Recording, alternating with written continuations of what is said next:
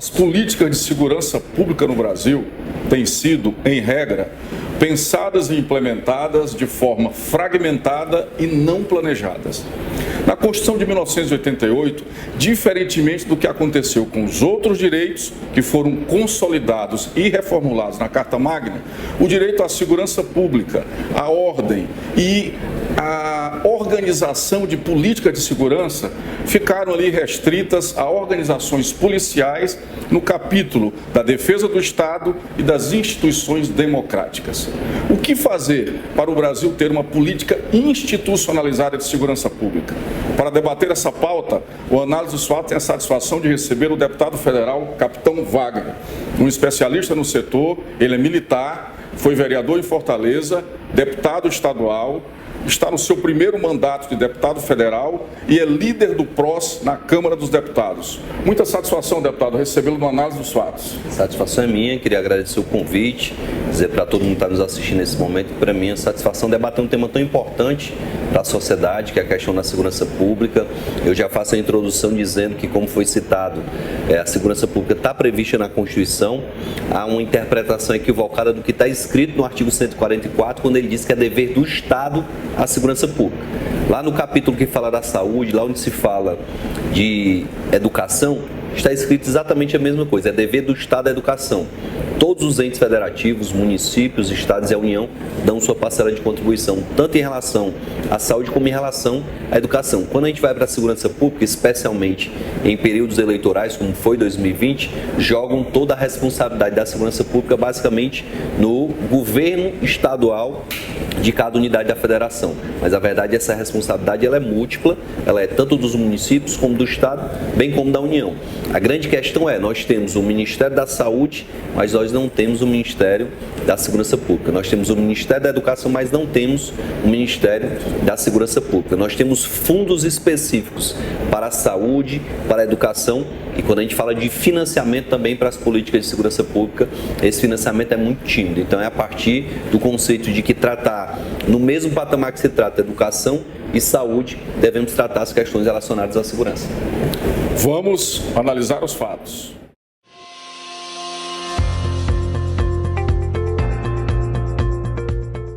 O Brasil conseguiu desenhar excelentes planos de segurança pública que não foram implementados ou que foram implementados parcialmente. Esse fato se deve à razão de o Estado brasileiro não ter conseguido ainda institucionalizar a segurança pública. Nós precisamos aí romper com ciclos eleitorais e com movimentos isolados que estão no setor. Deputado, hoje o discurso da segurança pública no Brasil é o discurso do medo, porque ele é um discurso que dá votos.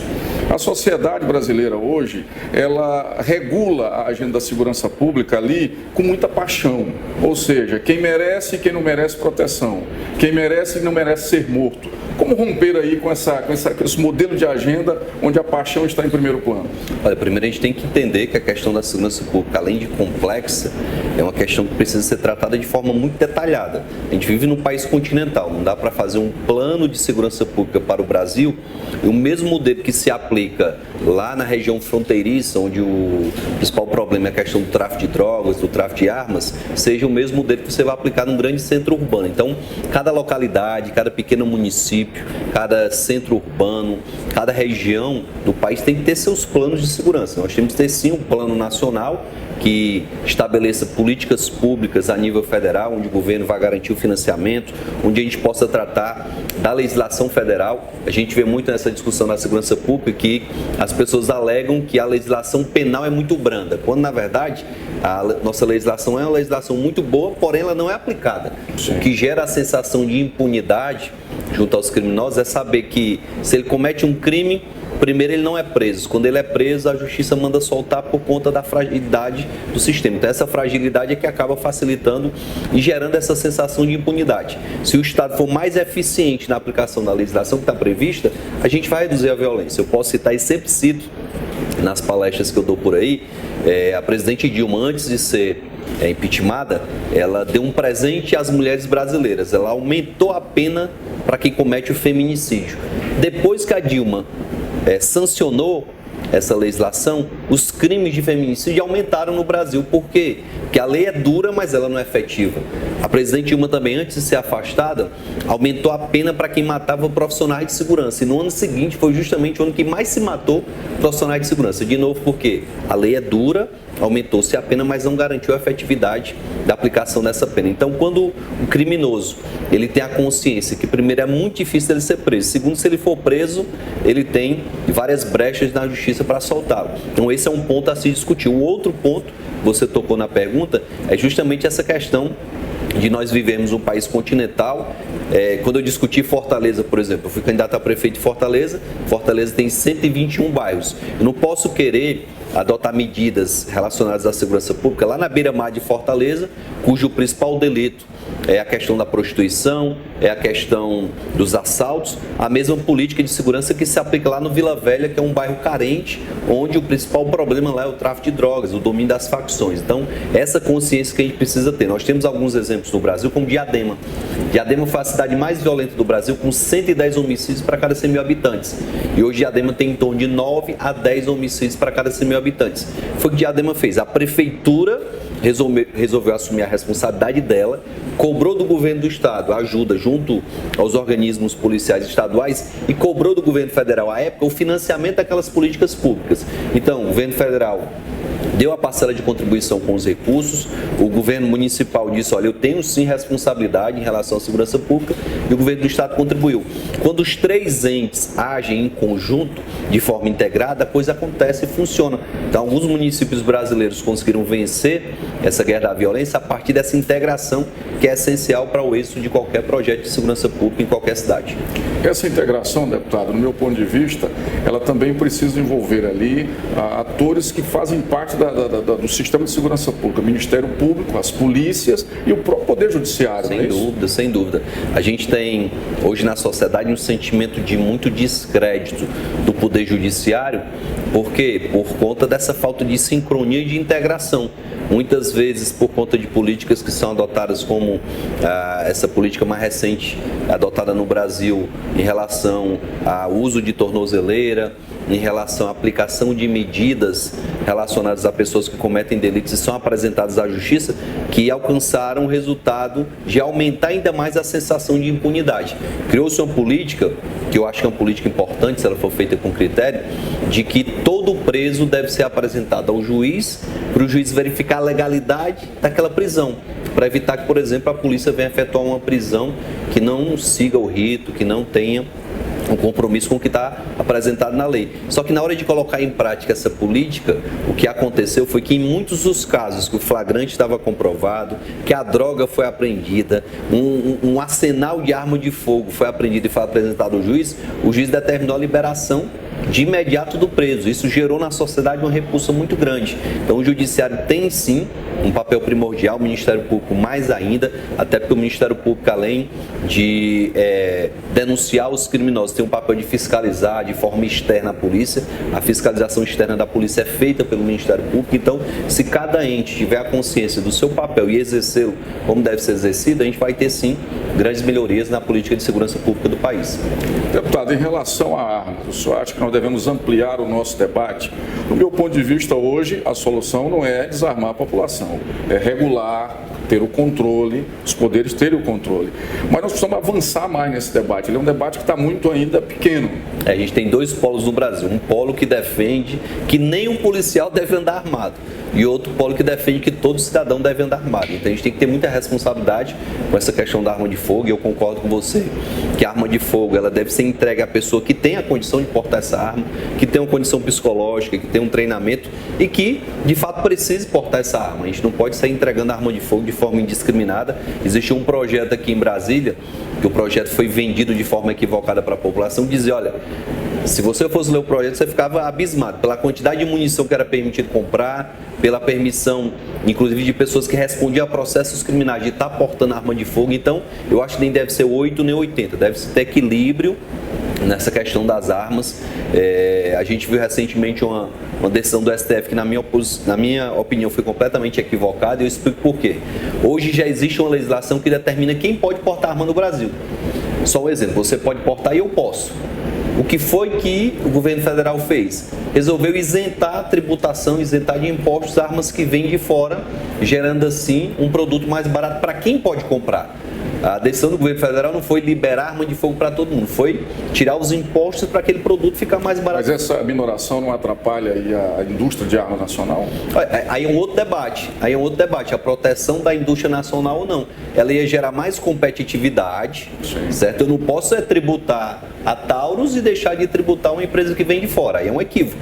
Aí você está protegendo a indústria de fora e está prejudicando a indústria local. Mas se houver um debate acerca dessa tributação, peraí, eu estou isentando aqui, eu tenho que isentar aqui também. Se eu estou isentando um produto que vem de fora, eu tenho que isentar o produto nacional. Então essa discussão, concordo, deve ser feita com muita responsabilidade, mas não simplesmente achar que essa medida por si só ia gerar uma entrega de arma indiscriminada para as pessoas. O debate ele é muito raso quando se fala desses temas, as pessoas radicalizam, infelizmente. A gente precisa debater com argumentos, esses argumentos devem ser analisados pela população. E hoje, infelizmente, com a rede social sendo utilizada com muita intensidade pelas pessoas, o debate está ficando muito raso. As pessoas não querem ouvir a opinião contrária e com essa opinião contrária fazer uma argumentação que gere um produto final que seja bom para a nação. Então hoje a gente tem que ter muito cuidado com o que se divulga em rede social nessa questão do Fundeb, por exemplo. Vou fugir completamente aqui a discussão, mas para dar um exemplo para vocês. Na discussão do Fundeb foram apresentadas duas emendas. A deputada Dorinha apresentou uma emenda que permitia que o recurso do Fundeb fosse para entidades filantrópicas. E era uma emenda que poderia gerar um problema de fato na questão da destinação desses recursos. Veio outra deputada, a deputada Soraya, e apresentou outra emenda dizendo o seguinte: olha, nesse momento de pandemia, pode ser que os prefeitos e governadores não tenham a capacidade de construir escolas de forma emergencial, de contratar professores de forma emergencial. Então vamos abrir uma brecha aqui, uma emenda, para que o governador ou o prefeito, decisão dele, possa conveniar até 10% das matrículas. O que é isso? Eu vou lá para o estado de Santa Catarina, só um exemplo. O estado de Santa Catarina tem uma estrutura de ensino, uma rede escolar que é capaz de absorver essas matrículas adicionais das crianças que estavam na rede privada e agora estão indo para a rede pública porque o pai não tem condição de pagar. Pronto, Santa Catarina não vai usar esse convênio com instituições filantrópicas. Mas vamos lá para o Ceará.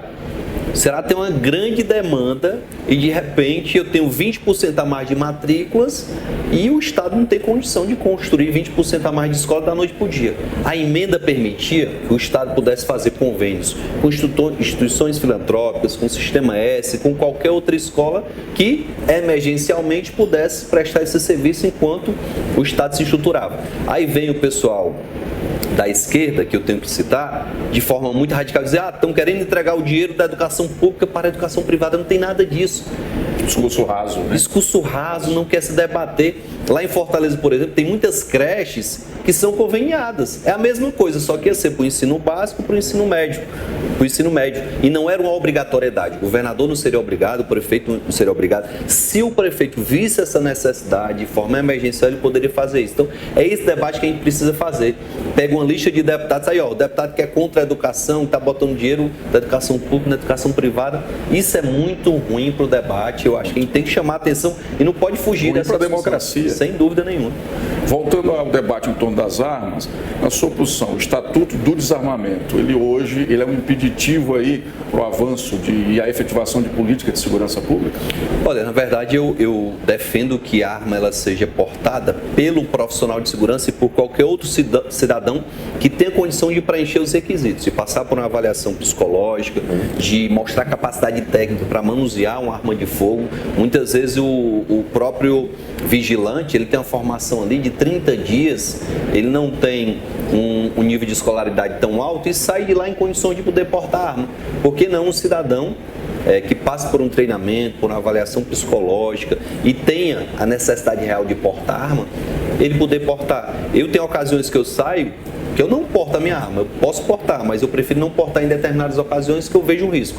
Se eu saio para passear com a minha esposa e meus filhos, eu prefiro deixar a arma em casa, porque se acontecer alguma coisa e eu for puxar a arma, eu vou colocar em risco a vida dos meus filhos, a minha esposa, então é melhor se adotar um outro tipo de postura. Então, essa capacidade psicológica e técnica, você não adquire da noite para o dia.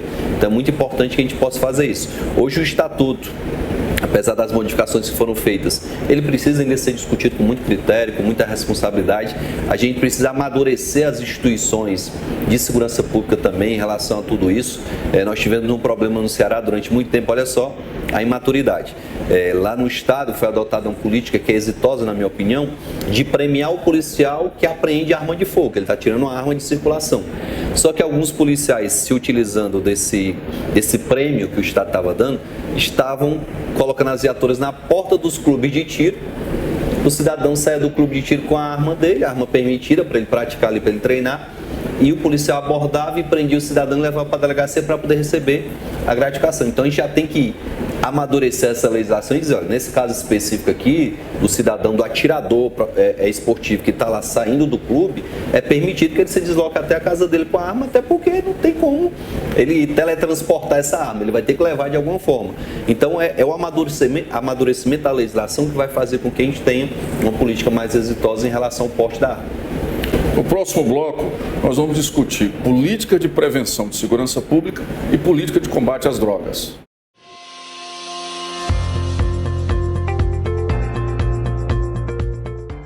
O Análise dos Fatos tem a satisfação de receber o deputado federal e líder do PROS, Capitão Wagner, num debate sobre segurança pública. Deputado Capitão Wagner, a partir ali do início dos anos 2000, nós tivemos um crescente número de mortes causadas aí por drogas e também de homicídios. No seu ponto de vista, essa política de guerra às drogas é a política mais eficaz? Olha, o debate sobre a questão das drogas envolve não só as drogas, mas também as facções que foram criadas em todo o Brasil. Hoje nós temos facções famosas em todo o Brasil, Comando Vermelho, o PCC, e lá na região Nordeste, algumas facções locais como a GDE, Guardiões do Estado, Família do Norte. Então, essas facções, elas têm atuado de forma muito intensa em todo o Brasil. E hoje, por ser morador do Nordeste, por estar lá em Fortaleza, que hoje é o ponto geográfico mais, mais preocupante nacionalmente, a própria Polícia Federal já apontou Fortaleza como ponto onde as facções estão se instalando com mais intensidade, porque Fortaleza geograficamente está localizada numa posição privilegiada para distribuir as drogas não só do Brasil, mas de toda a América do Sul para o mundo. Europa. Está de frente para a Europa, está do lado ali da América do Norte. Então, geograficamente, Fortaleza hoje oferece essa condição que é boa para o comércio em geral e acaba beneficiando também o comércio de drogas. E é por conta disso que hoje o estado de Ceará passa por uma situação do crime muito complicada, um avanço do número de homicídios, a instalação de facções. Hoje os grandes criminosos estão se mudando para Fortaleza, os condomínios de luxo de Fortaleza, infelizmente, vez por outra está lá a Polícia Federal prendendo gente envolvida com esse tipo de delito. Então é muito importante que a gente possa entender, e eu falei no começo da entrevista, qual a política que a gente deve aplicar em cada caso. Quando a gente fala de droga, a maior preocupação que deve existir é na região de fronteiras e também nesses pontos de distribuição. São Paulo foi o grande ponto de distribuição durante a história, né? Só que hoje, com a maior intensidade da fiscalização nos portos e aeroportos de São Paulo e do Rio de Janeiro, a rota do tráfico mudou. Em vez de Bolívia, São Paulo distribuir para o resto do mundo, hoje a droga está saindo da Bolívia, da Colômbia, daquela região que é produtora de drogas, pela região norte, chega no Nordeste, em Fortaleza, e de lá é dividida, é espalhada para todo mundo. Então é muito importante que nós tenhamos uma política exitosa nas fronteiras terrestres, marítimas e fluviais. A gente tem que entender que hoje os grandes cartéis estão se reinventando. Recentemente a gente teve um submarino que foi apreendido com 3 toneladas de cocaína, né? Então é interessante que a gente entenda que o crime ele tem avançado de uma forma muito mais célere do que as medidas de segurança. As ações do Estado. Os órgãos de segurança têm a limitação da lei, o crime não tem limitação nenhuma. Então, toda ferramenta que eles podem usar para poder avançar, de tecnologia, de aparato bélico, de cooptação de membros, você morar numa cidade como Fortaleza, onde o desemprego é gritante, onde a questão social ela tem feito a população se preocupar cada vez mais, e chegar lá na periferia de Fortaleza e oferecer para um jovem R$1.000 por semana para ele ser avião, ele vai aderir, vai ser cooptado de uma forma muito fácil. Né? Se o mercado não está oferecendo sequer um emprego para ele ganhar um salário por mês, imagine ali essa oferta que está sendo feita para um jovem que não tem qualificação, que não passou sequer pelo segundo grau ainda, né, pelo ensino médio. Então ele vai ter, logicamente, uma facilidade muito grande de cooptar esses jovens. Então a política de segurança pública focada no combate à questão do tráfico de drogas, ela é muito importante, desde que os esforços sejam voltados para pegar os grandes traficantes. Porque quando a gente tem as polícias ostensivas, eu faço parte de uma polícia ostensiva, que é a polícia militar, a gente não tem tanta capacidade de prender os grandes traficantes. A gente pega ali um pequeno traficante do bairro, que todo mundo conhece, uma coisa menor, mas para que a gente tenha uma política exitosa em relação aos grandes traficantes, a gente tem que investir na polícia judiciária, na polícia federal, na polícia civil, para que elas possam, de fato, ter seu efetivo aumentado, as condições de trabalho, as ferramentas de trabalho precisam ser ampliadas para que a gente possa intensificar esse combate e pelo menos gerar ali um embate na questão logística, porque quando você tira a droga daquele cartel, quando você tira as armas daquele cartel, eles têm um baque financeiro. Então o baque financeiro é a melhor forma de você conseguir aí evitar o avanço desse crime que é tão prejudicial. Do meu ponto de vista, essa política de guerra às drogas, ela acaba ali não combatendo os cartéis, não enfrentando os líderes, ela acaba num processo de encarceramento dos pobres, de negros, que estão ali abaixo da situação. Como mudar isso aí, deputado? O que fazer? A gente tem que ter um trabalho não só de valorização dos profissionais de segurança, mas de uma melhor preparação desses profissionais para que eles foquem os seus esforços e a sua energia nos grandes traficantes, como eu falei. A polícia ostensiva, ela está ali na sua rotina, no dia a dia, ela se depara com muitos usuários, ela se depara com muitas circunstâncias e o policial não pode se omitir de realizar o papel dele enquanto fiscal da lei. Então a gente precisa melhor preparar esses policiais, sejam os policiais ostensivos, polícia militar, a própria PRF tem feito muitas apreensões de drogas nas estradas federais, a própria Polícia Civil, a Polícia Federal, todas as polícias têm que estar não só preparadas, não só valorizadas, mas ter a condição de fazer esse enfrentamento, até porque o policial que está lá na ponta fazendo esse enfrentamento também tem família.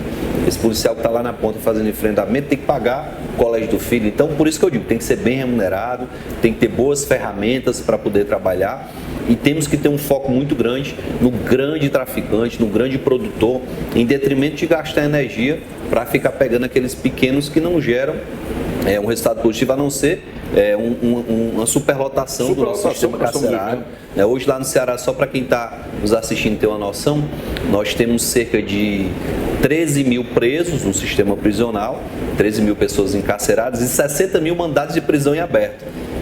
Os nossos presídios já estão lotados. Você imagine se a gente tivesse que prender esses 60 mil, onde é que a gente ia colocar? Então, nós temos que ter uma política muito mais eficiente para que a gente evite de encarcerar o menor e deixar o maior livre. Se a gente conseguir prender o maior, a gente vai ter um efeito muito positivo, o efeito cascata, que vai resolver o problema.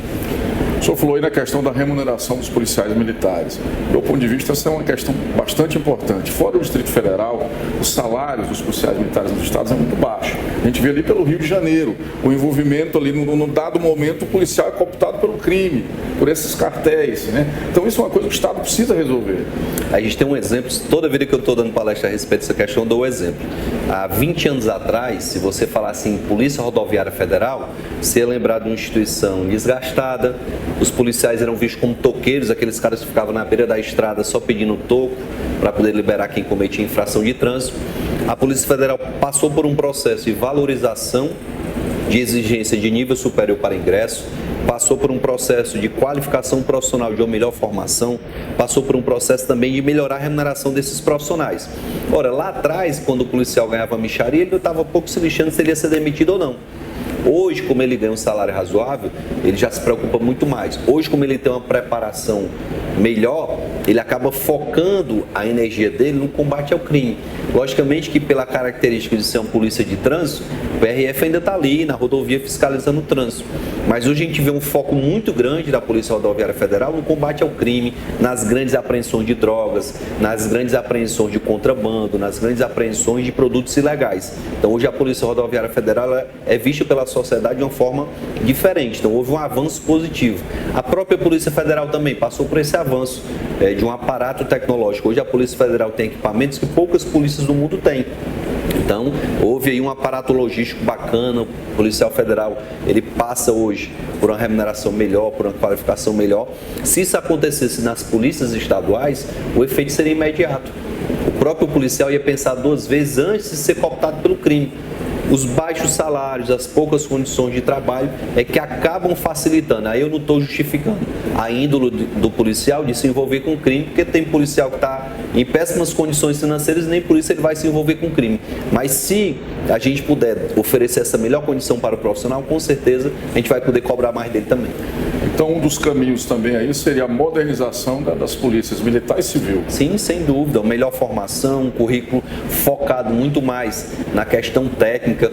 Hoje nós temos polícias em que há um foco muito grande na questão militar, da militarização, e um foco muito pequeno na questão da qualificação técnico-profissional.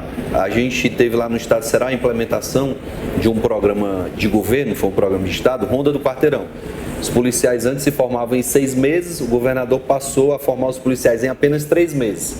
Tiraram várias disciplinas importantes, como a questão da técnica policial militar, do tiro, para inserir a disciplina de etiqueta, de Tai Chi Chuan. Então, você deixou de formar um policial preparado para diversas circunstâncias para preparar o policial para uma situação específica.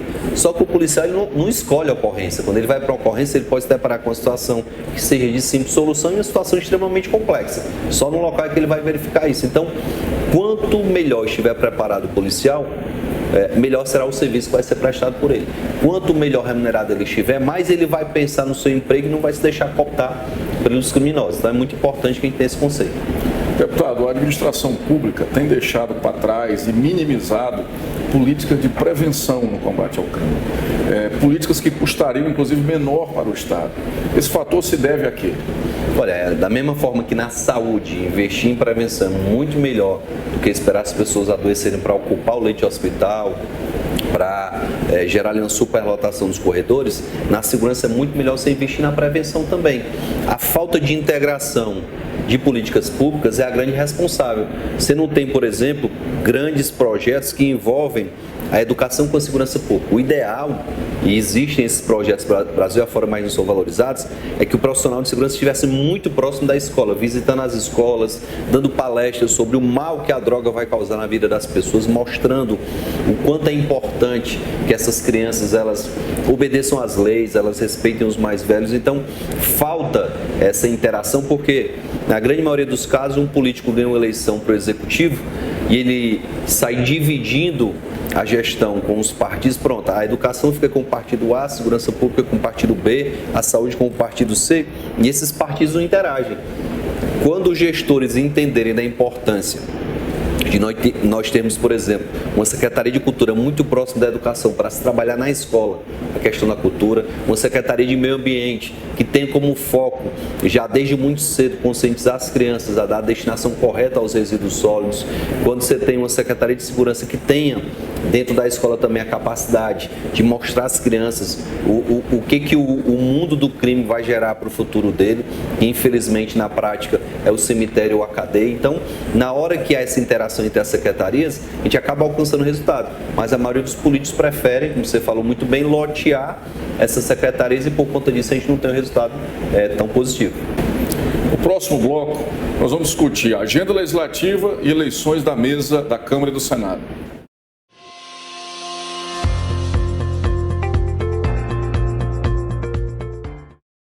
Deputado Capitão Wagner, estamos chegando aí ao fim do ano legislativo e várias reformas ficaram para 2021. 2021 vai ser o ano das reformas? Olha, a gente teve um ano de 2019 bem intenso, né? A gente teve aí a reforma da Previdência que tramitou durante 9 meses entre Câmara e Senado.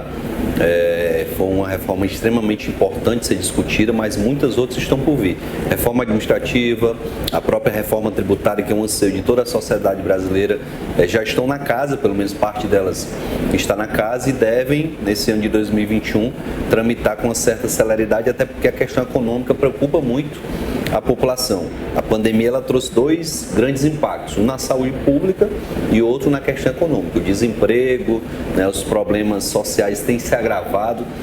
Você hoje dá uma volta ali em Copacabana, no Rio de Janeiro, você se assusta com a quantidade de moradores de rua. Como em Fortaleza, se você der uma volta no centro da cidade, você vai ver uma Praça do Ferreira, que é um cartão postal da cidade, completamente loteada por moradores de rua que não tem opção e tem que viver ali no meio da rua por conta da questão do desemprego. Então, acredito sim que o ano de 2021 vai ter um debate muito intenso de todas essas reformas, de várias outras medidas que precisam ser adotadas para que a gente possa vencer essa pandemia. A gente sonha que essa vacina de fato chegue, que ela chegue para todas as pessoas que necessitem de ser vacinadas, para que a gente possa ter não só a garantia da saúde, mas também a garantia do retorno das atividades econômicas. Hoje a gente tem o setor de eventos como maior impactado pela questão da pandemia, e no Brasil o setor de eventos é um grande gerador de empregos. Pelo menos se você pegar aí São Paulo, Rio de Janeiro, Fortaleza, que são cidades que têm uma intensidade muito grande de eventos, foram impactadas, Salvador e várias outras.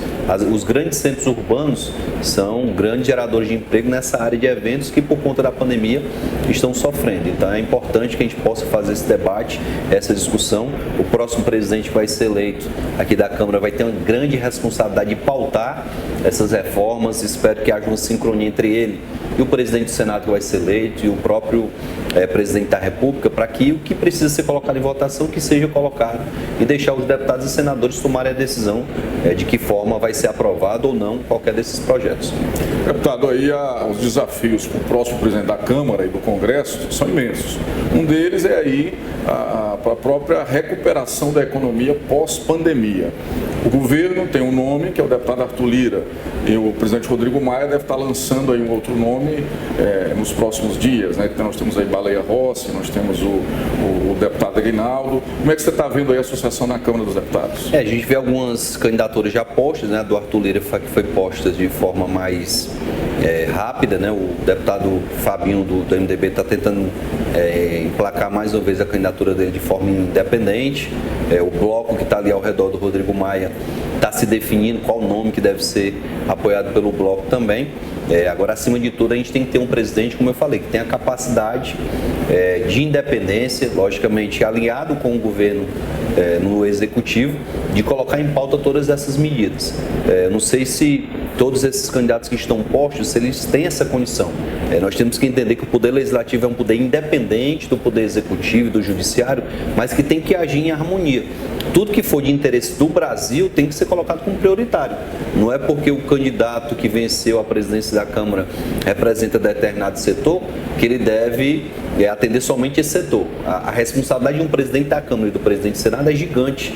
Além de estarem na linha de sucessão do presidente da República, tem um poder muito grande de mobilizar a nação a partir da pauta que é discutida aqui na casa. Temos projetos extremamente importantes que precisam ser discutidos aqui na casa. Tem a prisão em segunda instância, tem essa questão das reformas que foram citadas, e a gente espera que os candidatos que forem colocados tenham uma plataforma de governo a apresentar. Não simplesmente eu sou candidato Maia, eu sou candidato Bolsonaro, você vai votar em quem? Não. A gente não vai votar por ser candidato de A ou de B, a gente vai votar para um grande debate. Com certeza, para que se apresente um programa para os deputados, né, que são os eleitores desse presidente, para que a gente possa defender um programa e não simplesmente defender um candidato que represente A ou B e não represente os interesses da nação. Deputado, falando um pouco de política, o senhor que disputou a eleição em Fortaleza, qual a razão dessa hegemonia da esquerda no Nordeste? Isso é o poder da máquina estatal que acaba impedindo aí, digamos assim, com que nomes do centro, nome de direita vençam as eleições? A gente vê uma hegemonia muito grande no Ceará, ali em Pernambuco, estados onde partidos governam, o Estado e a Prefeitura. Se a gente voltar um pouquinho na história, a gente vai ver que a época que o PSDB estava no poder central, estava no governo federal, o Nordeste também era dominado por integrantes da política de centro-direita, né? O pessoal do PSDB, por exemplo, o governador do Ceará, à época que o PSDB estava no governo federal, era o Tasso, que depois passou para o Dr. Lúcio, que passou. Então, durante muito tempo, o PSDB dominou o estado do Ceará. No momento que o governo central ascende à esquerda, no caso do Lula, passou-se o Nordeste também a se adaptar a essa realidade, porque o Nordeste ele é muito governista, ele está muito com o governo central. A exceção esse caso específico do Bolsonaro.